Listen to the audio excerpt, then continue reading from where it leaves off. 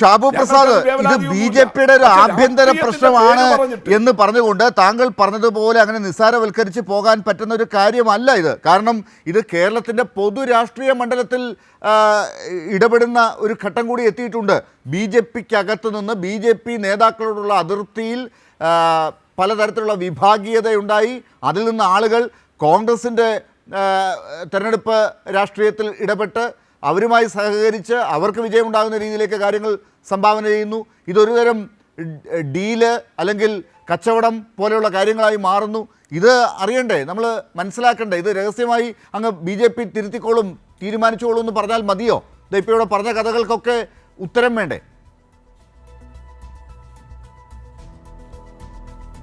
എന്തായാലും ശ്രീ മുസ്തഫ ഒരു കാര്യം ഇവിടെ അദ്ദേഹം കെ ജി മാരാരുടെ ആത്മകഥയെപ്പറ്റി ഇവിടെ അദ്ദേഹം പരാമർശിച്ചു. ആ ആത്മകഥയിൽ പറഞ്ഞിട്ടുണ്ട് എന്നുള്ളത് സത്യമാണ്. 1991 ഇവിടെ കോലീബി സഖ്യം ഉണ്ടായിരുന്നു എന്നുള്ളത് സത്യം തന്നെയാണ്. അതിൻ്റെ അകത്ത് യാതൊരു സംശയവുമില്ല, അതാരും നിഷേധിക്കുന്ന കാര്യവുമില്ല. ബി ജെ പിയെ സംബന്ധിച്ചോളം അങ്ങനെ ഒരു രാഷ്ട്രീയ പാർട്ടിയോടും അസ്പൃശ്യതയോ രാഷ്ട്രീയ അയിത്തമോ ഇല്ല.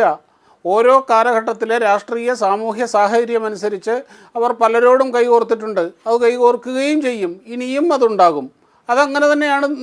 അത് നിഷേധിച്ചിട്ടൊന്നുമില്ല. അതാണ് കെ ജി മാരുടെ ആത്മകഥയിൽ ട്രാൻസ്പെറൻ്റായിട്ട് തന്നെ എഴുതിയത്. ഇപ്പോൾ കോൺഗ്രസ്സുകാരെ നിഷേധിക്കുമായിരിക്കും. ഇനിയും അദ്ദേഹത്തെ മറ്റൊരു കാര്യം കൂടെ ഇവിടെ ഞാൻ ഓർമ്മിപ്പിക്കുകയാണ്. അവരിപ്പോൾ ഇവിടെ കിടന്ന് വേളം ഉണ്ടാക്കും. CPM-ഉമായിട്ടും BJP ഇതുപോലെ കൈകോർത്തിട്ടുണ്ട് സാർ, ഇങ്ങനെ ചെയ്തിട്ടുണ്ട്. ഇപ്പം നിങ്ങൾ പറയുമായിരിക്കും അത് അന്നത്തെ ജനതാ പാർട്ടിയുടെ ഭാഗമാണ്, അപ്പിടിയാണ് ഇപ്പിടിയാണ്. RSSൻ്റെ നേതാവായിട്ടുള്ള ബേസിക്കലി RSSകാരൻ തന്നെയായ LK അദ്വാനി കൂത്തുപറമ്പിൽ വന്ന് പ്രചരണം നടത്തിയിട്ടുണ്ട് പിണറായി വിജയന് വേണ്ടിയിട്ട്. ഇവിടെ നടന്നിട്ടുള്ള കാര്യവും അതിൻ്റെ ആരും നിഷേധിക്കുന്ന കാര്യമല്ല.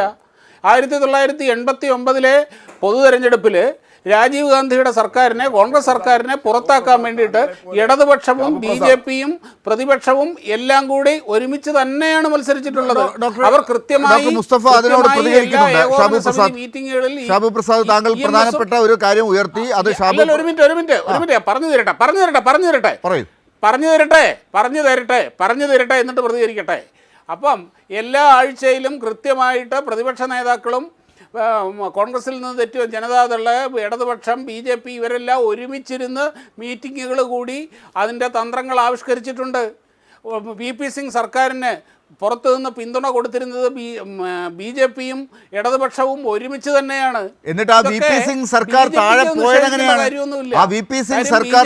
പോയതെങ്ങനെയാണ്? നിങ്ങളുടെ പിന്തുണ വേണ്ട എന്ന് നിങ്ങളുടെ തനി സ്വഭാവം എടുത്തപ്പോൾ അത് വേണ്ട എന്ന് പറഞ്ഞ് അവർ തള്ളിക്കളഞ്ഞിട്ട് പോയില്ലേ? അല്ല, 2008 നിങ്ങളുടെ തനി സ്വഭാവം UPA സർക്കാരിനോട് നിങ്ങൾ എടുത്തില്ലേ? അത്രയേ ഉള്ളൂ. അതൊക്കെ ഓരോ സാഹചര്യത്തിൽ അങ്ങനെയൊക്കെ കാണിക്കും. നിങ്ങളുടെ നേതാവായിരുന്നല്ലോ അന്ന് സ്പീക്കർ അല്ലേ സോമനാഥ് ചാറ്റർജി, മുതിർന്ന CPM നേതാവായിരുന്ന സോമനാഥ് ചാറ്റർജി CPM എടുത്ത ഈ തീരുമാനം എടുത്തപ്പോൾ പോയി പണി നോക്കടാന്നും പറഞ്ഞുകൊണ്ടല്ലേ അവിടെ ഇരുന്നത്.